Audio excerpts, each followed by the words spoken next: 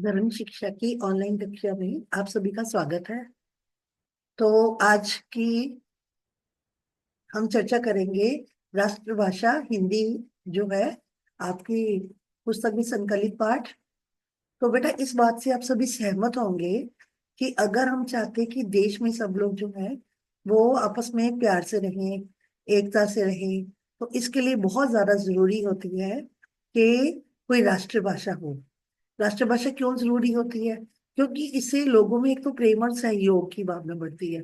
दूसरा, जब वो आपस में बातचीत करते हैं तो इससे क्या है, एक दूसरे के भावनाओं को वो समझ सकते हैं।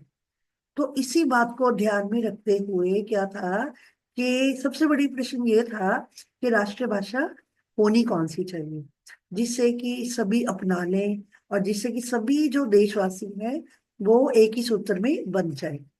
इसी बात को ध्यान में रखते हुए जो इंडिया का कॉन्स्टिट्यूशन था, भारत की जो संविधान सभा थी, उन्होंने इस पे ऊपर बहुत ज्यादा गंभीरता से विचार किया।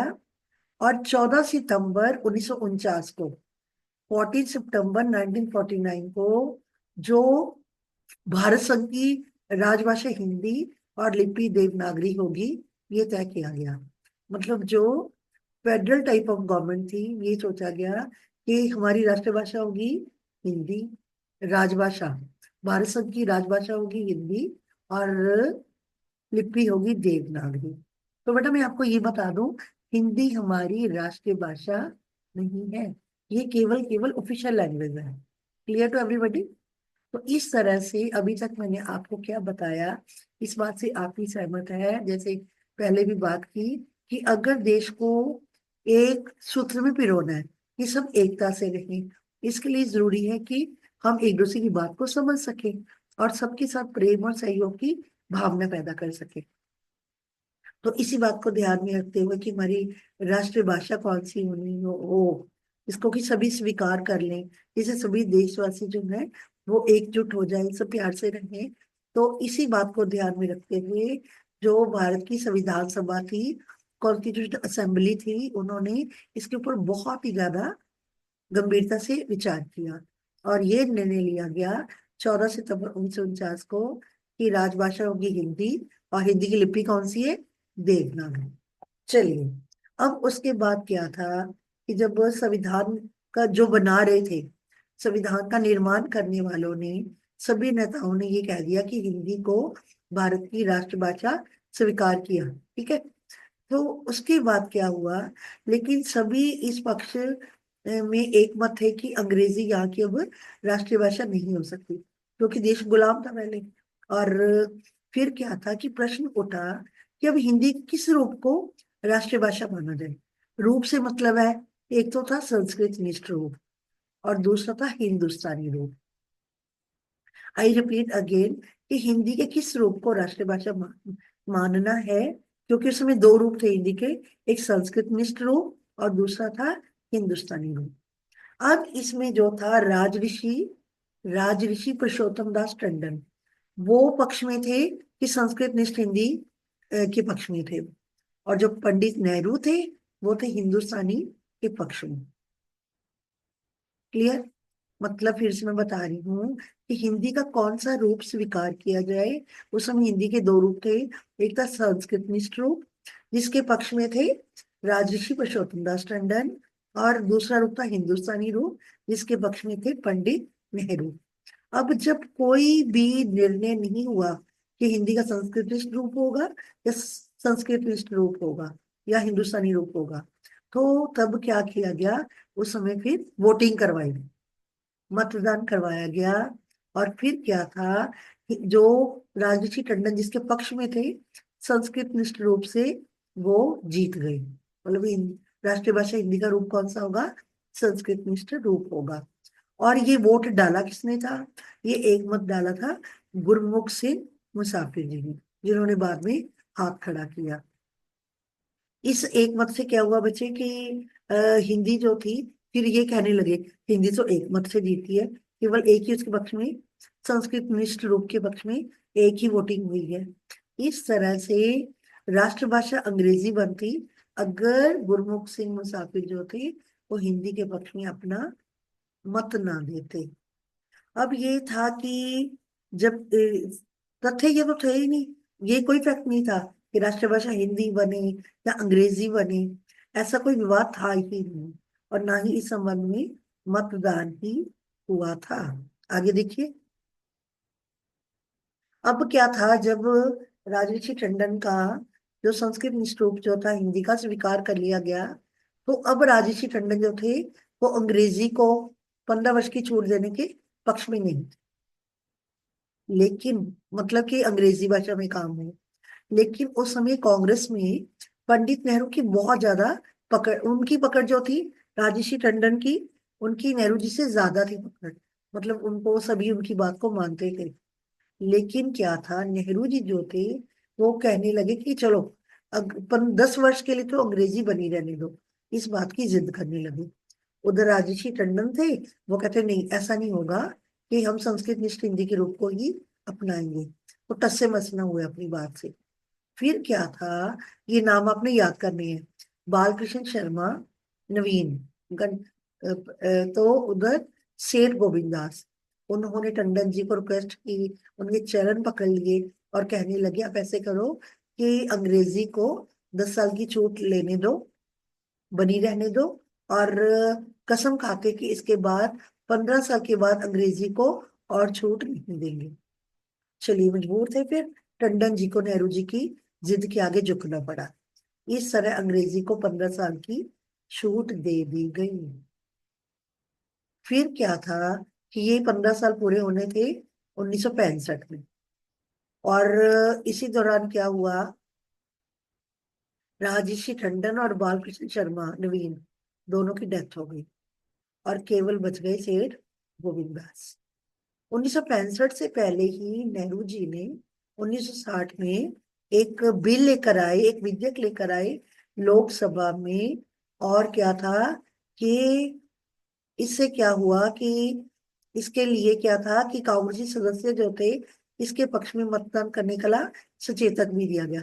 सचेतक का मतलब होता है, जैसे आपने देखा ना, लोकसभा की जब कार्यवाही होती है कि अनुशासन बनाए रखिएगा, और इसके लिए सेठ गोविंद दास जी ने उनको इस सचेतक से छूट दे दी गई। फिर क्या था, गोविंद दास जी ने इसका डटकर विरोध किया, लेकिन हुआ वही जिसकी आशंका राजर्षि टंडन जी को थी, मतलब कि अंग्रेजी को फिर से राष्ट्रभाषा के रूप में स्वीकार कर लिया। क्लियर। अब ये बात थी कि आपने अभी तक क्या पढ़ा। तो इस तरह से आपने ये देखा कि अभी तक मैंने आपको क्या समझाया कि कोई भी देश है, अगर उसको क्या करना है, लोगों को एकता में रखना है, संगठन में रखना है, तो लोगों का जो बातचीत को एक दूसरे कर सके, उसके लिए कोई भाषा का होना जरूरी है, ताकि लोग जो है एक दूसरे की बात को समझ सकें। इसी बात को ध्यान में रखते हुए भारत के संविधान द्वारा क्या था, संविधान सभा द्वारा 14 सितंबर 1949 को हिंदी को राजभाषा घोषित किया गया, और देवनागरी इसकी लिपि थी। अब उस समय क्या था, फिर जो संविधान बनाने वाले थे, इस बात की बहस होने लगी कि हिंदी का संस्कृत मिश्र रूप अपनाया जाए या फिर नेहरू जी का जो था हिंदुस्तानी रूप अपनाया जाए। इसके लिए जब मतभेद हुआ, तो गुरमुख सिंह मुसाफिर जी ने एक मत दिया, तो जिसमें संस्कृत मिश्र रूप जो था वो विजयी हो गया। अब सभी ये कहने लगे कि हिंदी केवल एक मत से जीती है। चलिए, जो भी था। अब क्या था कि जो राजर्षि टंडन थे, उन्होंने कह दिया कि अंग्रेजी को हम 15 वर्ष की छूट नहीं देंगे। उस समय राजर्षि टंडन की बहुत ज्यादा कांग्रेस पे पकड़ थी, क्योंकि कांग्रेस पार्टी थी उस समय, वर्चस्व जिसका ज्यादा था। नेहरू जी से ज्यादा जो थी उनकी चलती थी। लेकिन नेहरू जी ने जिद की कि 10 वर्ष तक अंग्रेजी बनी रहने दो। और टंडन जी बेचारे इस बात से टस से मस नहीं हुए। वो कह रहे थे कि हमने संस्कृत निष्ठूप को ही अपनाना है। फिर उनके दो मित्र थे, बालकृष्ण शर्मा नवीन और सेठ गोविंद दास, उन्होंने टंडन जी के पांव पकड़ लिए, और पंडित जी की 10 साल अंग्रेजी बने रहने की जिद की प्रार्थना जो थी, उनको मानना पड़ा कि अंग्रेजी को 15 साल की छूट दे दी गई। फिर क्या था, 1965 से पहले ही 1960 में पंडित नेहरू जो थे विधेयक लेकर आए। तो क्या था, उसके बाद लोकसभा में बिल मतलब लेकर आए कि अंग्रेजी बनी रहे। इसी दौर इससे पहले ही राजर्षि टंडन जो संस्कृत निष्ठ रूप के पक्ष में थे, और बालकृष्ण शर्मा नवीन इन दोनों का निधन हो गया था और केवल बचे थे सेठ गोविंद दास। लेकिन उनकी भी वहां पर इस विद्या का उन्होंने डटकर विरोध किया। लेकिन हुआ वही कि जिसकी शंका राजर्षि टंडन को थी, मतलब कि अंग्रेजी का वर्चस्व तब भी बना रहा। अब हिंदी को देश में कब से अपनाया जा रहा है, हिंदी कब से बोली जा रही है, तो क्या कहते हैं कि देश की एकता और अखंडता का प्रतीक है। आप देखो कि हिंदी जो है देश की अखंडता और एकता का प्रतीक है।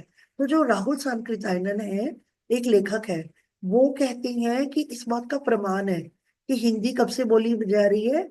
वो कहते हैं कि अगर आप भारत के मठों में जाते हो, मठ क्या होते हैं जहाँ पे बुद्धिस्ट वगैरह रहती हैं, या शंकराचार्य मठ आदि होती हैं, या मंदिरों में जाओ, साधुओं के अखाड़ों में जाओ, तो अगर आप देखो तो आपको देखकर हैरानी होगी कि हिंदी जो है 2000 साल से पहले से ही हिंदी जो है उस बोलचाल की भाषा थी।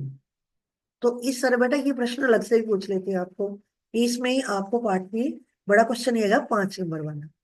ठीक है, तो इसमें आपको दो पूछ सकते हैं कि राहुल सांकृत्यायन के हिंदी के प्रति क्या विचारधारा थी। तो इस तरह मतलब 2000 साल पहले जो थी हिंदी, जो मतलब वो आम बोलचाल की भाषा थी, तो सारे देश की संपर्क भाषा थी, मतलब लोगों के बीच बातचीत का ये जरिया थी।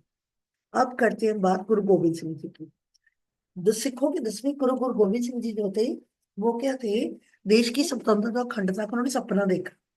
तो कि देश की अखंडता और स्वतंत्रता का उन्होंने सपना देखा, इसी संपर्क में वो किससे मिलने गए, निमित्त का मतलब होता है कारण। वो मिलने गए शिवाजी के पुत्र शांबाजी से, दक्षिण मिलने चले गए।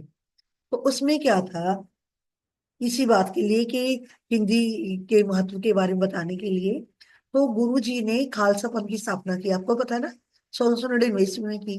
तो उन्होंने अपने अनुयायियों को जो जय घोष दिया, क्या था वो, वाहेगुरु जी का खालसा, वाहेगुरु जी की फतेह, तो वो भी हिंदी में था और आज भी हिंदी में ही लगाया जाता है। ये क्वेश्चन भी एक्सपेक्टेड है, तो अच्छे से इसको एक बार पढ़ लेना। I tell you once again, Guru Gobind Singh ji ने देश की एकता और अखंडता का सपना देखा। इसी उपलक्ष्य में वो शिवाजी के पुत्र शांबाजी से मिलने दक्षिण गए। तो जब उन्होंने खालसा पंथ की स्थापना की, तो उन्होंने अपने अनुयायियों को जो जय घोष किया, जो मतलब नारा दिया, वो था वाहिगुरु जी का खालसा, वाहिगुरु जी की फतेह। वो देश के विचार, सारे देश के विचार से हिंदी में था और आज में ही हिंदी में ही लगाया जाता है। चलिए अब आगे देखते हैं। अब ये देखो उसी, अब गुरु गोविंद सिंह जी का दशम ग्रंथ जो है, जफरनामे को छोड़कर, जफरनामा उन्होंने औरंगजेब को लिखा था, ठीक है, फारसी में। तो जफरनामे को छोड़कर दशम ग्रंथ जो है हिंदी में है। ये तो होगी गुरु गोविंद सिंह जी की बात। अब बात करते हैं कि दयानंद जी का हिंदी के प्रति क्या योगदान है। अब दयानंद जी थे गुजराती, लेकिन उन्होंने हिंदी को अपनाया और उनका जो ग्रंथ है सत्यार्थ प्रकाश, वो भी हिंदी में लिखा हुआ है। उन्होंने हिंदी को आर्य भाषा का, और देशवासियों को इसे पढ़ने की सलाह भी दी। अब आर्य समाज का हिंदी में क्या योगदान है, उनकी जो भी हिंदी के प्रचार के लिए उन्होंने क्या क्या किया, समाचार पत्र पत्रिकाएं छपवाई, उसके बाद दक्षिण भारत में, फिर देखो विदेशों में भी, फिजी, मॉरिशस, अफ्रीका, यहाँ पर भी उन्होंने हिंदी का खूब प्रसार किया। और ये आर्य विद्वानों का बहुत ही प्रशंसनीय योगदान रहा इसमें। तो इस कारण भारतीय हिंदी साहित्य सम्मेलन प्रयाग से मंगला प्रसाद पारितोषिका और केंद्रीय एवं प्रादेशिक सरकारों से पुरस्कार प्राप्त हुए हैं, कि इसी काम के लिए, हिंदी को बढ़ावा देने के लिए। अब दयानंद जी थे तो गुजराती, उनको हिंदी बोलने के लिए किसने प्रेरित किया, वो थे बंगाल की राजधानी कलकत्ता में ब्रह्म समाज के, किस समाज के, ब्रह्म समाज के नेता थे केशव चंद्र सेन। उन्होंने दयानंद जी को कहा कि आप हिंदी में बोलें, और हिंदी में लिखने के लिए प्रेरित किया। तो उस समय बंगाल में क्या था, हिंदी के लिए आंदोलन भी चल रहा था। वहां से देवनागर नाम का एक पत्र निकल रहा था, तो वह हिंदी के साथ देवनागरी का भी प्रचार करता था। देवनागरी लिपि है हिंदी की, तो उस समय जो बंगाल में पत्र निकल रहा था देवनागरी, क्लियर। तो बंगाल के लिए भी वह देवनागरी लिपि चाहते थे। तो इस तरह दयानंद जी उस समय तक संस्कृत में बोलते थे, इस अनुरोध के बाद वे हिंदी में बोलने लगे। हिंदी किसी एक क्षेत्र की भाषा नहीं है, समूचे देश की भाषा है। लेकिन हम चाहते हैं कि अगर पूरा जो राष्ट्र है, मतलब किसी भी स्टेट के लोग हैं, अपनी भावनाओं को अपनी इस हिंदी में व्यक्त करें, नहीं तो हमारा जो लोकतंत्र है गूंगा ना रहे। हम दूसरे देशों के ज्ञान की जूठन को ही सब कुछ समझते रहे, तो हिंदी को राष्ट्रभाषा बनाने बिना कोई चारा नहीं। क्योंकि हिंदी जो है, इसकी छोटी बड़ी बहनों का भी सम्मान बढ़ेगा। मतलब हिंदी को जननी मान लिया, ये संस्कृत जननी है, तो इसको मतलब हिंदी को कह दिया कि हिंदी जो है बाकी जो भाषाएं हैं उसकी छोटी बड़ी बहनों के समान कह दिया। लेकिन हिंदी का प्रचार कैसे होगा? अंग्रेजी की कुर्सी उल्टाए बिना ये संभव नहीं है। तो इसलिए जन जन में ये भाव उत्पन्न करना होगा, अंग्रेजी हटाओ, स्वदेशी भाषाएं अपनाओ, जो देश की राष्ट्रीय भाषाएं। अब इसके बाद क्या है कि डॉक्टर जाकिर हुसैन, जो पहले हमारे भूतपूर्व राष्ट्रपति थे, उन्होंने कहा कि राष्ट्रीय एकता का सर्वश्रेष्ठ माध्यम हिंदी है। क्लियर? चलो आगे देखिए। अब क्या है, जब देश आजाद हो गया उसके बाद क्या था कि बीबीसी वाले जो है, आज भी इसका चैनल है ना टीवी पे, अब देखते होंगे। तो बीबीसी वाले गांधी जी के पास आए और उन्होंने कहा कि मतलब उस समय कि आप कुछ संदेश दो कि जिसे वो रेडियो पे सुना सके। जब देश आजाद हो गया, बीबीसी के जो अधिकारी गांधी जी के पास आए और कहने लगे कि आप कुछ अपने विचार व्यक्त कीजिए, संदेश दीजिए। तो देश हो गया था आजाद। गांधी जी ने उनको क्या कह दिया कि हिंदी में प्रसारण नहीं होता था उस समय बीबीसी में। उन्होंने कह दिया कि उन्होंने कोई संदेश नहीं दिया, और जो बीबीसी के अधिकारी थे उनको ये कहकर वापस लौटा दिया, दुनिया को भूल जाना चाहिए कि गांधी मतलब पूरे भारत को रिप्रेजेंट कर रहे हैं यहाँ पे, कि गांधी अंग्रेजी जानता है।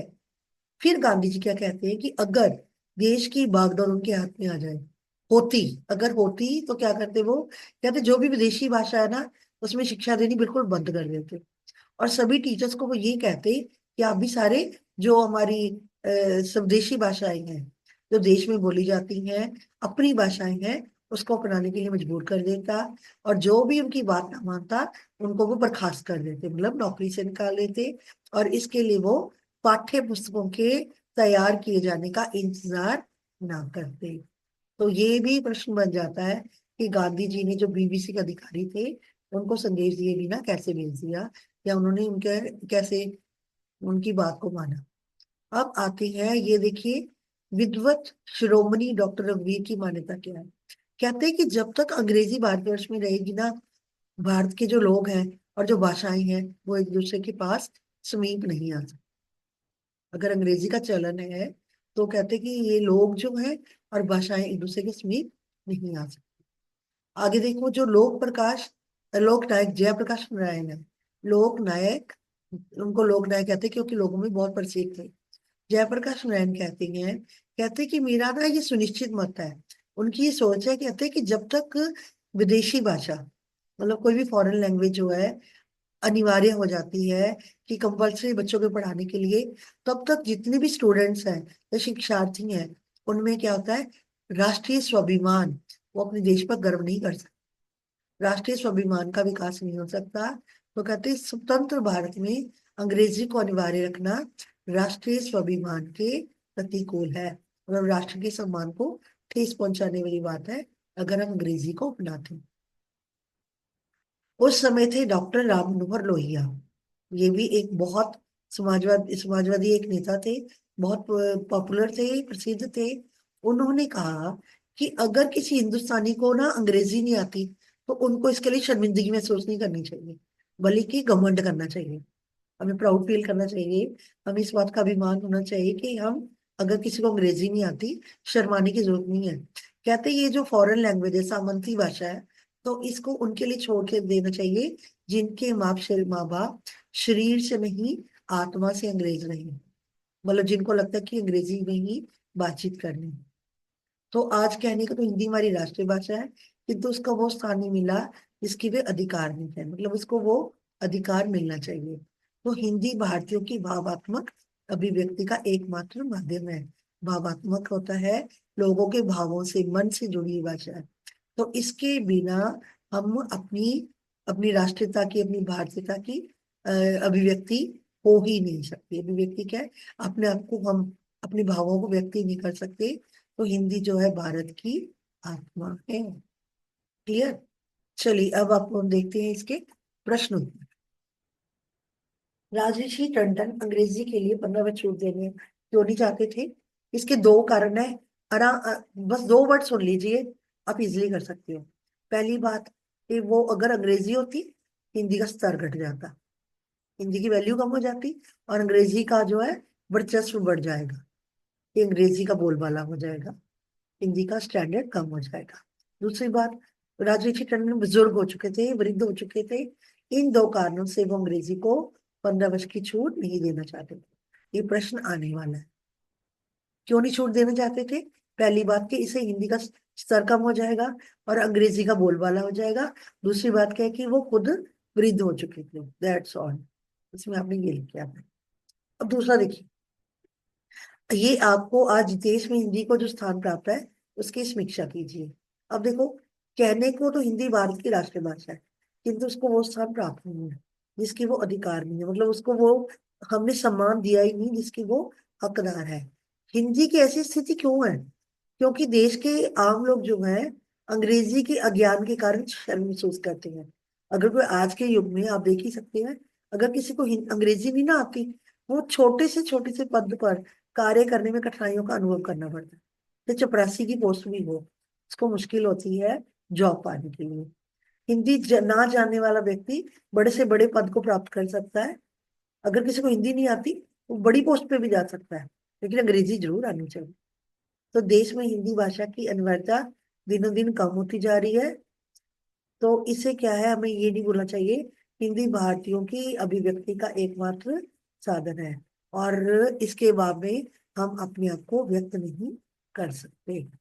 चलो आगे देखो, गुरु गोविंद सिंह ने हिंदी के लिए क्या किया? सिंपल रखिए, गुरु गोविंद सिंह जी जो है, सब सिपाही भी कहते हैं उनको, वो देश की स्वतंत्रता और अखंडता का उन्होंने सपना देखा। इसी कारण वो होते ही शिवाजी के पुत्र शांबा जी से मिले दक्षिण चले गए। गुरु गोविंद सिंह जी का दशम ग्रंथ है जफरनामे को छोड़कर, वो हिंदी में है। गुरु जी ने खालसा पंथ में जब अनुयायियों को, अनुयायियों थे डिसिपल्स, वो जो जय घोष किया वो भी हिंदी में था। और और आज भी हिंदी में लगाया जाता है, वाहिगुरु जी का खालसा, वाहिगुरु जी की फतेह। इस तरह गुरु गोविंद सिंह जी ने हिंदी के लिए अनेक कार्य किए। अब अगला क्वेश्चन आता है, दयानंद जी ने हिंदी अपनाने का किसने कहा था? वो कौन थे? बंगाल के बंगाल की राजधानी कलकत्ता में ब्रह्म समाज के नेता केशव चंद्र सेन, केशव चंद्र सेन जी ने दयानंद जी को हिंदी अपनाने का आग्रह किया। आगे देखो, अब ये आ गई, जब देश आजाद हुआ तो महात्मा गांधी ने बीबीसी को भारत के आजाद होने पर अपना संदेश प्रसारित करने के लिए क्यों नहीं दिया? कारण क्या था? जब देश आजाद हुआ हो गया, बीबीसी के अधिकारी संदेश के कहा कि गांधी जी को कोई अब संदेश दो, तो उस समय हिंदी में ना प्रसारण नहीं होता था बीबीसी में। तो गांधी जी ने ये उन कहकर उनको लौटा दिया कि पूरी दुनिया भूल जाए कि गांधी, मतलब वो पूरे देश को रिप्रेजेंट कर रहे हैं कि भारत अंग्रेजी जानता है, और उन्होंने हिंदी में प्रसारण नहीं होना होता था, इसलिए गांधी जी ने अपना संदेश नहीं दिया। अब देखो, किसने हिंदी के संस्कृत मिश्र रूप के लिए पक्ष में मत दिया? गुरमुख सिंह मुसाफिर। राष्ट्रीय भाषा कब बनी? 14 सितंबर 1949। हिंदी की लिपि कौन सी है? देवनागरी। हिंदी के संबंध में लोक नायक जयप्रकाश नारायण की क्या मान्यता थी? क्या उनका मानना था कि कोई भी विदेशी भाषा अगर हम उसको अपना रहे हैं जबरदस्ती, तो इसे, जो हमारे शिक्षार्थी हैं, मतलब जो स्टूडेंट्स हैं, उनमें स्वाभिमान का विकास नहीं हो सकता, और अंग्रेजी के द्वारा रखना राष्ट्रीय स्वाभिमान के प्रतिकूल है। स्वाभिमान होता है सेल्फ रिस्पेक्ट। आगे देखो, किसी भी राष्ट्र के लिए एक राष्ट्रभाषा का होना आवश्यक क्यों है? ये आपके लेसन के शुरू में ही है, क्योंकि देश की अगर एकता को, अखंडता को, संगठन को बनाए रखना चाहती है, इसके लिए जरूरी है कि लोग एक दूसरे की बात को समझें। तो ये तभी हो सकता है जबकि राष्ट्रभाषा हो। इसलिए राष्ट्रभाषा का होना बहुत ही आवश्यक है। राहुल सांकृत्यायन ने प्रमाण पूर्वक क्या बात सिद्ध की? वो कहते कि अगर हम देश के भारत के मठों में जाएं, मंदिरों में जाओ, साधुओं के अखाड़ों में जाओ, अगर हम उनका हिसाब किताब देखें तो हमें पता चलेगा कि पूर्व के हो चाहे वो दक्षिण के हो, कि आज से 2000 साल पहले ही हिंदी भाषा जो थी वो अपनाई जा रही। डॉक्टर रघुवीर ने हिंदी की प्रतिष्ठा में क्या शब्द कहे हैं? कहते कि जब तक भारतवर्ष में अंग्रेजी का प्रयोग होगा तब तक भारतीय जनता और भाषाएं एक दूसरे के समीप नहीं आ सकती। आगे देखो, हिंदी को सभी देशवासी अपनाएं, इसके लिए आप क्या करेंगे? कहता कि हिंदी किसी एक क्षेत्र की भाषा ना होकर अगर पूरा देश की भाषा है, यदि हम चाहते कि संसद संसद मतलब पार्लियामेंट कि समूचे राष्ट्र की भावनाएं व्यक्त हो, मतलब किसी भी स्टेट का कोई व्यक्ति है तो उसके लिए हिंदी भाषा जो होनी चाहिए, नहीं तो क्या हमारे लोकतंत्र गूंगा ना रहे। मतलब हम सब अपनी भाषा में बोलेंगे, बात समझ नहीं आएगी। तो इसलिए हम दूसरे देशों के ज्ञान की जुटन को ही सब कुछ न समझ से रहे। हिंदी को अपनाने के अलावा हमारे पास कोई चारा नहीं है। हिंदी भाषा का प्रयोग करें तो ये तभी होगा अगर हम अंग्रेजी को हटाएं, स्वदेशी भाषाओं को अपनाएं, और ये बात हर एक हृदय में उत्पन्न होनी चाहिए। अब है ये क्वेश्चन, राजर्षि टंडन और नेहरू जी ने अंग्रेजी विषय में क्या मतभेद था? जैसे मैंने आपको बताया कि जब 14 सितंबर 1949 को भारतीय संविधान ने सभा ने राष्ट्रीय भाषा बनाई हिंदी को, उसके बाद था कि हिंदी के कौन से रूप को अपनाया जाए, संस्कृत निष्ठ रूप को या फिर हिंदुस्तानी रूप को। राजर्षि टंडन थे संस्कृत निष्ठ रूप के पक्ष में और नेहरू जी थे हिंदी निष्ठ रूप में। अब जब संस्कृत निष्ठ रूप जीत गया उसके बाद नेहरू जी 10 वर्ष तक चाहते थे कि अंग्रेजी ही बनी रहे, हमारी अंग्रेजी मतलब सारे कामकाज हो। तो अपनी बात पे वो अड़ी गए, जिद करने लगे। तो इस समय क्या था कि बालकृष्ण शर्मा, नवीन और सेठ गोविंद दास जी ने टंडन जी को के चरण पकड़ लिए और उन्हें नेहरू जी की बात माननी पड़ी। और उसके बाद ये था कि टंडन जी इस बात के लिए राजी हो गए कि चलो अंग्रेजी में काम होता रहे, और अंग्रेजी को 15 वर्ष की छूट दे दी गई। लेकिन 15 वर्ष पूरे होने से पहले ही राजर्षि टंडन और बालकृष्ण शर्मा जी का निधन हो गया और अकेले गोविंददास बचे। नेहरू जी ने फिर से विधेयक लाकर, फिर से लोकसभा बिल लाकर अंग्रेजी बने रहने का विधेयक जो था पास करवा लिया। ठीक है जी। अब देखिए दयानंद जी और आर्य समाज के हिंदी के लिए प्रचार प्रसार में क्या योगदान। दयानंद जी गुजराती थे लेकिन उन्होंने हिंदी को अपनाया। उसी में उन्होंने अपने ग्रंथ लिखे। हिंदी को वो आर्य भाषा कहते थे, इस नाम से पुकारते थे, आर्य भाषा। और उन्होंने सारे देशवासियों को कहा कि इसी में पढ़ने की सलाह दी। उसके बाद हिंदी के प्रचार लिए क्या क्या कार्य किए आर्य समाज ने? समाचार पत्र छपवाए, पत्रिकाएं छपवाई, दक्षिण भारत, फिजी, मॉरिशस, अफ्रीका में भी हिंदी का प्रसार किया। और हिंदी साहित्य के निर्माण में आर्य विद्वानों ने प्रशंसनीय योगदान दिया, मतलब आर्य जगत से जो लोग जुड़े हुए थे। आगे देखो, राष्ट्रीय एकता का सर्वश्रेष्ठ माध्यम हिंदी है, इस विषय में अपने विचार प्रकट करिए। अब देखो कि हिंदी भारत में अन्य सभी भाषाओं की तुलना में सबसे ज्यादा बोली और समझी जाने वाली भाषा। सही बात है नहीं? तो किसी एक क्षेत्र की भाषा में रहकर समूचे देश की भाषा है। अन्य भाषाएं अपने विशेष क्षेत्रों में ही बोली जाती हैं। तो राहुल सांकृत्यायन ने क्या कहा था कि आज से सैकड़ों वर्ष पहले सारे देश की संपर्क भाषा थी हिंदी। तो इससे क्या है, लोगों में प्रेम, सहयोग और संगठन के लिए एक दूसरे की बात समझना आवश्यक है। और इसके लिए हिंदी भाषा के द्वारा ये हो सकती है कि राष्ट्रीय एकता का सर्वश्रेष्ठ माध्यम। तो ये थे बेटा आपके प्रश्न उत्तर और हिंदी भाषा के बारे में। आशा कि आपको पाठ समझ आ गया होगा। तो आपको ये वीडियो कैसी लगी कमेंट बॉक्स में जरूर लिखिए। और अगर आपने चैनल सब्सक्राइब नहीं किया तो उसको सब्सक्राइब करिए। धन्यवाद।